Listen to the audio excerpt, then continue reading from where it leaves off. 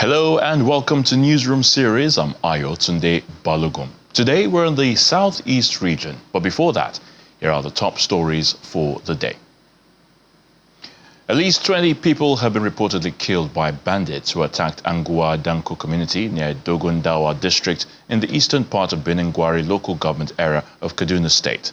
The area is said to be sharing border with Katsina State.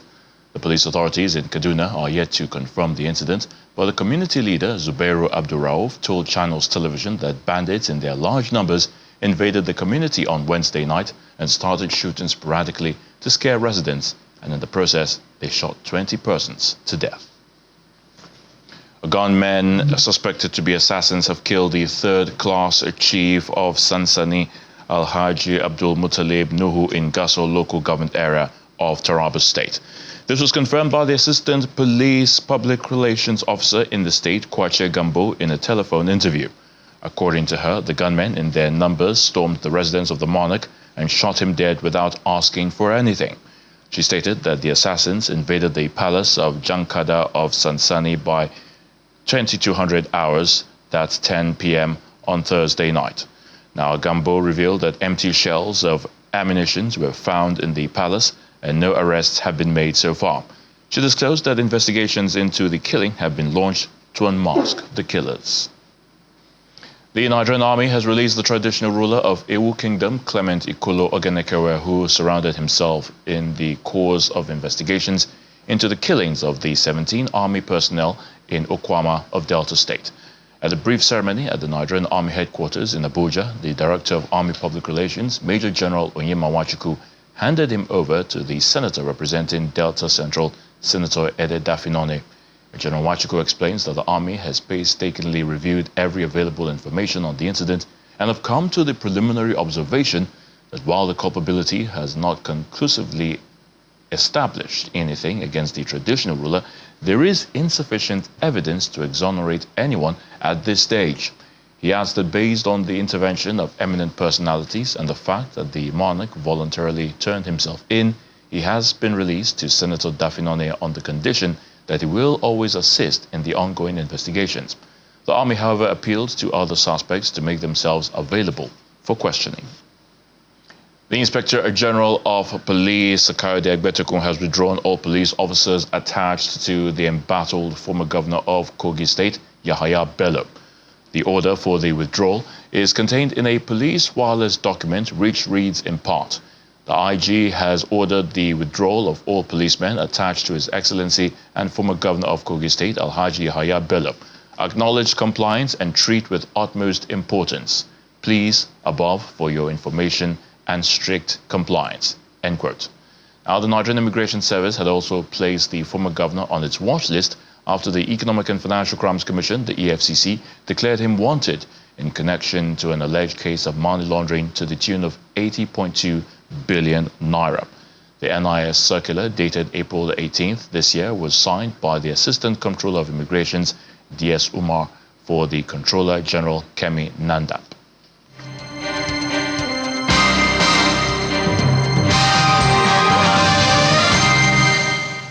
We're in Enugu, where the state government has offered scholarship up to university level to 11-year-old domestic worker Happiness Nwafo, who was allegedly abused and brutalized by her employer in Anambra State. We're handing over the minor to the State Scholarship Board for proper documentation ahead of school resumption. The State Commissioner for Children, Gender and Social Development, Ngozi Eni, said Miss Happiness will also be fully rehabilitated by the state government.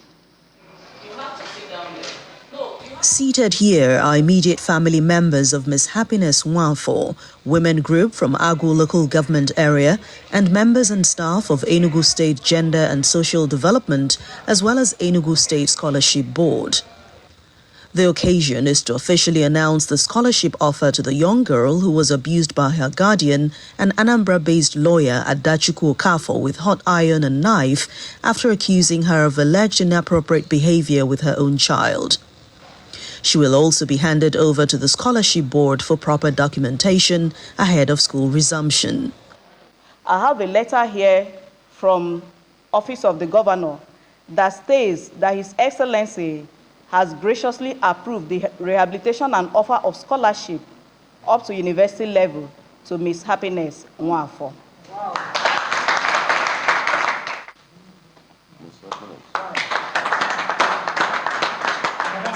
Receiving the victim, the head of administration, Enugu State Scholarship and Education Loan Board, Mr. Peter Nkwo, gives further details about the scholarship. The scholarship, the level she is now, is going to be the school uniforms, all about her school, the bag, the books, and everything at this level. So after this, maybe in future, because she will definitely go to secondary education, after secondary level, she will go to university. And that is where all the school fees will be taken care of. The mother of the victim, Nwaneka Anyoke, who spoke in Igbo language, said her father abandoned her with 4 kids, prompting her to give the girl out as a maid. She expressed her gratitude to the government and the people of the state for their support so far. I'm very, very grateful. I'm very happy, extremely grateful to the governor and everyone who has shown support. May the good Lord bless each and every one of you.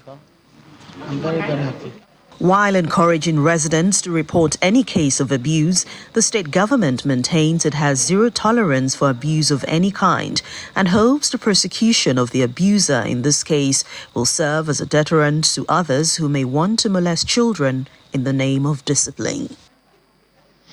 In Anambra State, the acting Vice-Chancellor of the Chukwuemeka Odumegwu University, Igbariam, Professor Kate Omenuga, has described as clever devils lecturers who have abandoned every ethics of the teaching profession to perpetrate evil in the school system. Professor Omenuga revealed this after leading members of the state university to join the Global Alliance of Ethical Universities across the world during a 2-day onboarding session for newly appointed heads of departments. Newly appointed heads of departments and other relevant personnel converge at the Senate chamber of the Igbariam campus, Chukwuemeka Odumegwu University. They are here for a 2-day onboarding session convened by the acting Vice-Chancellor, Professor Kate Omenuga, where a discourse on becoming a top-notch ethical university takes center stage as the acting Vice-Chancellor, Professor Kate Omenuga, harps on the importance of team spirit that involves the 3 V's of value, viability, and visibility.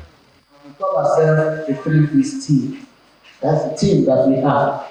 We talk about values, we talk about viability, we talk about visibility. It's exactly why we are training you. You go back to your department and train them. It's part of why we are training. It's a kind of train the trainers.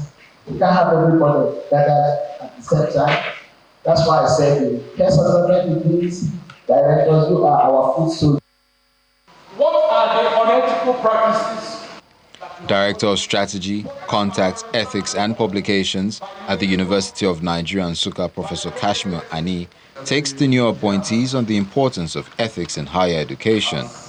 He believes that ethics is all about everybody in the school system striving to adhere to its core values.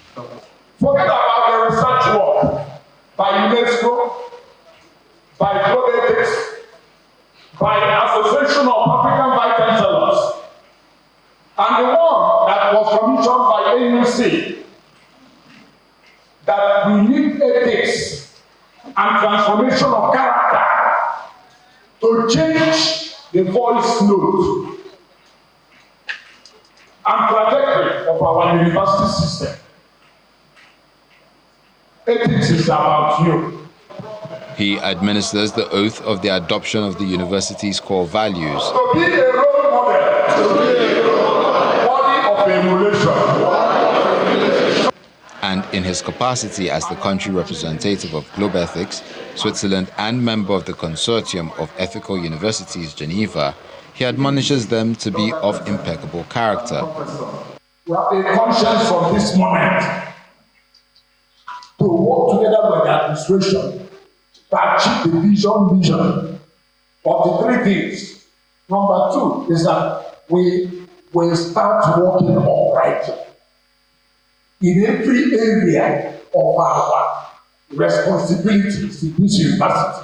Number 3 is that we are going to be living and enjoying a noble life acting honorably, and in complete honesty in all things we do. And so it's official as they join the Global Alliance of Ethical Universities. Ethics is all about the unbendable rules that we must carry on to make sure that the university does things right. We never talked about ethics in the university before. In fact, I have never heard of it. But with her coming in, she has made us to understand that there is need for this ethics, imparting ethics into the university system. This program is going to change our mindset. And when our mindset is changed, we also transfer it to our staff, and the staff will transfer to students. There's a note of caution from the Vice Chancellor that no one will be allowed to jettison ethical values under her watch. If you do all those sharp practices in education, if you do not do the right thing, you don't teach your students, you sell grades, you do sex for grades, you do a whole lot of things that will lower the standard of education. You are just what you call a clever devil.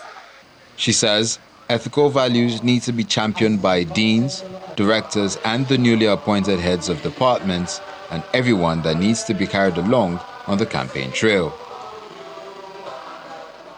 Governor Hope Uzodinma of Imo State says any member of his cabinet indicted for corruption will be meant to face the wrath of the law, no matter his relationship or position in his government. The governor made this known during the flag-off of a two-day retreat for newly appointed cabinet members. Our correspondent, Itokwe Kute, reports.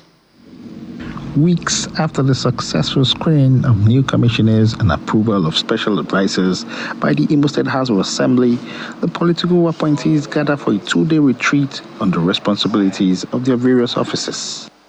The theme of the retreat is building effective collaboration and synergy for delivering Governor Hope Uzodinma's development agenda for Imo State. Addressing his new aides, the governor reiterates the importance of the retreat to his shared prosperity mantra anchored on reconstruction, rehabilitation, and recovery. As members of this cabinet, our shared prosperity administration,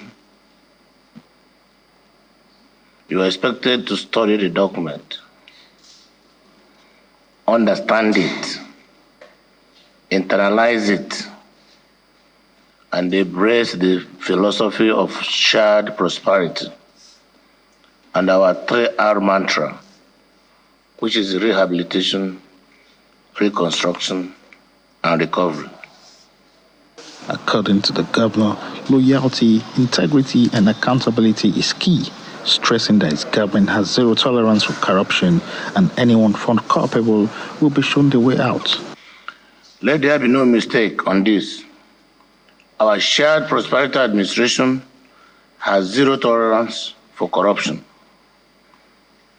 To us, corruption is akin to the biblical sin against the Holy Spirit. It is unforgivable. Anyone indicted for corruption, no matter how close, no matter the personal relationship, will face immediate dismissal and prosecution.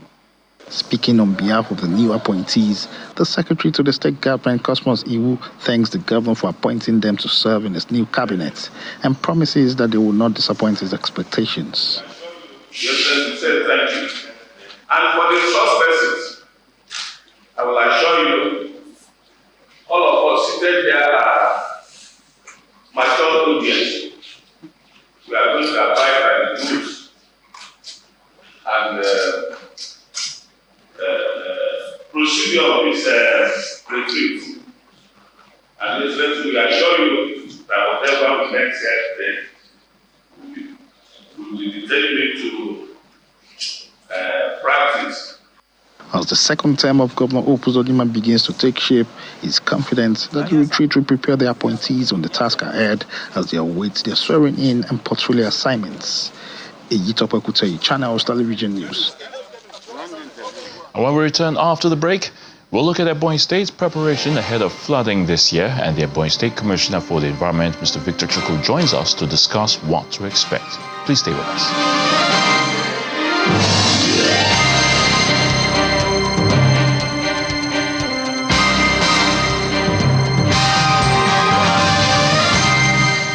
Welcome back. As the 2024 rainy season approaches, concerns about potential flooding in the Ebonyi State are growing. To address these concerns, I'm now being joined by the Ebonyi State Commissioner for the Environment, Mr. Victor Chukwu, to outline the state's preparedness on how to manage possible flooding and protect residents. So let's hear more about the state's efforts to mitigate flood risks. Thanks for joining us, Mr. Chukwu, on Newsroom Series. Thank you, Orlando. All right, so Ebonyi has been tipped to be among the states that will experience floods this year. Honorable Commissioner, what specific measures has the state government implemented to prepare for potential flooding during the upcoming rainy season?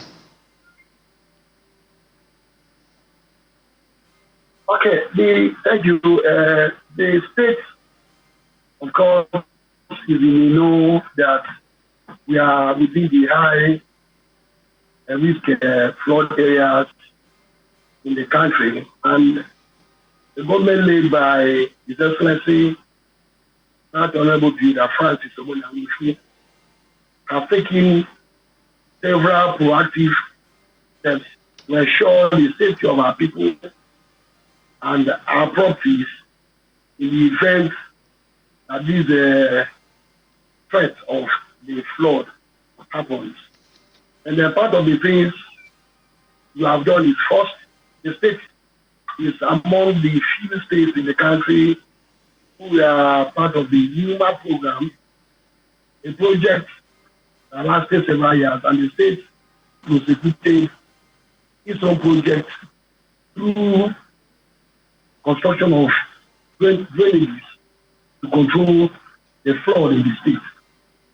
And after the NUMA project, the state has also been doing a lot of, tree planting so as to help mitigate the effect of change. And then we have carried out a lot of sensitization, on our people, encouraging people to please avoid waterways in erecting of structures like buildings. We've also done a lot to ensure that our gutters are properly scooped.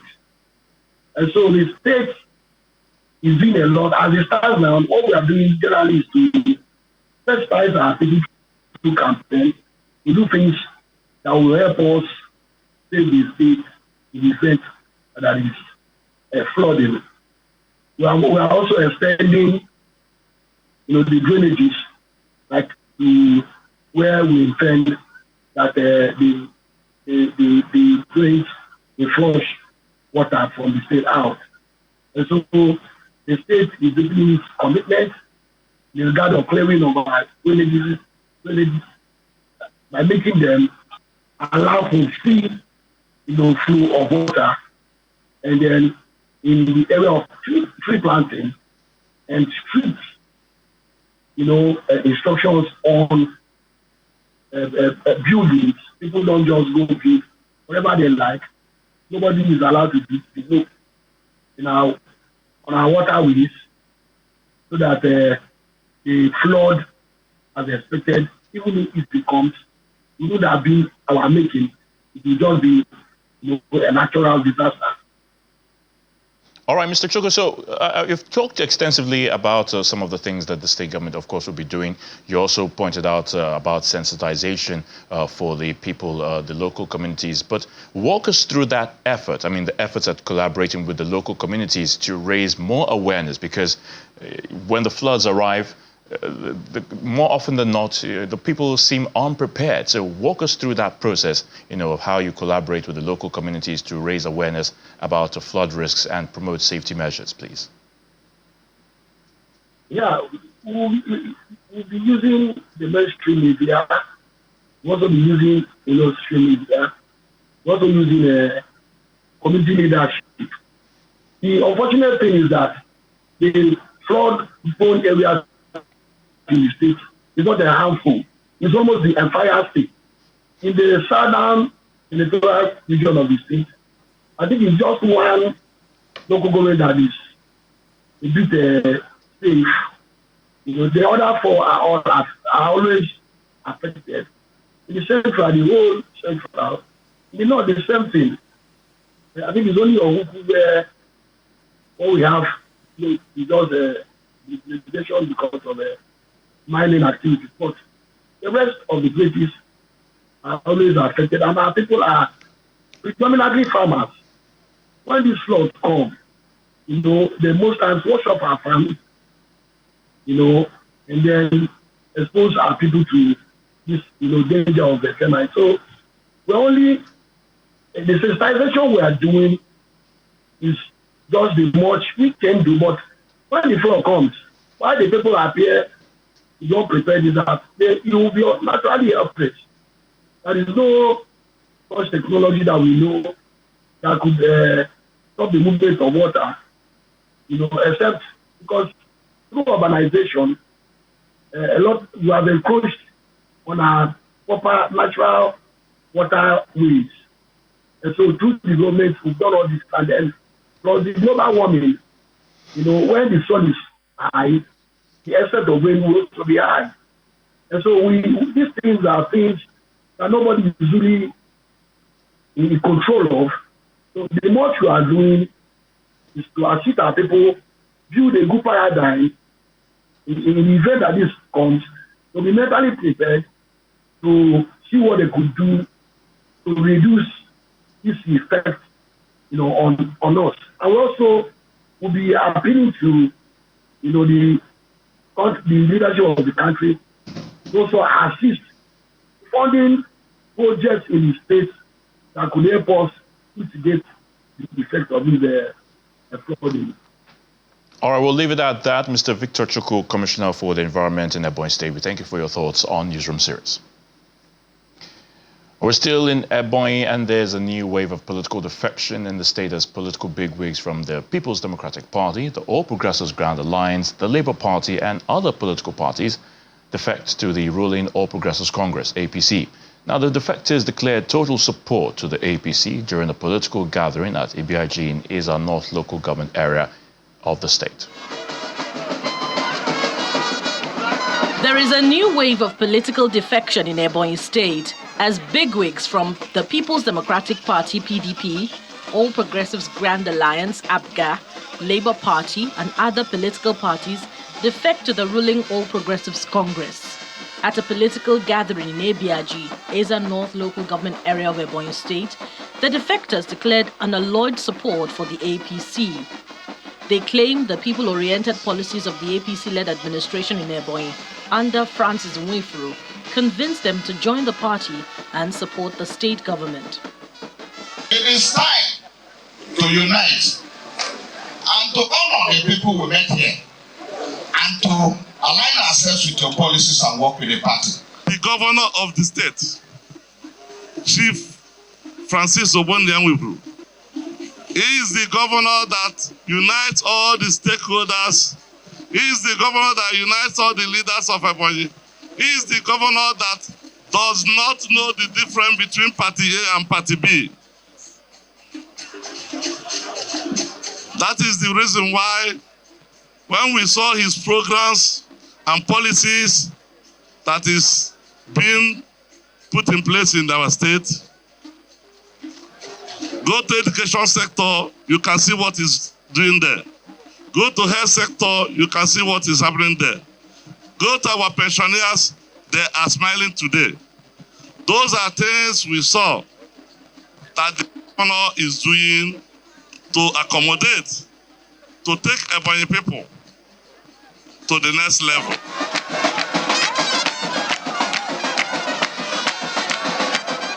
The politicians and their supporters were received by the state party chairman, Mr. Stanley Okoro Emea, who emphasized that the People's Charter of Needs made the defectors to join the party. They have seen the governor is doing perfectly very well. The first very thing is unity. Where there is no unity, there will never be any progress. The governor is not a greedy man. He wants everybody ideas, want everybody in the house. Come and give him an idea on how we can move the state forward. If it is good, it is not only for him, it is for all of us and our entire unborn generation. So as such, what the governor is doing, the success story that is moving around the state now is what informed them to say they are joining the governor.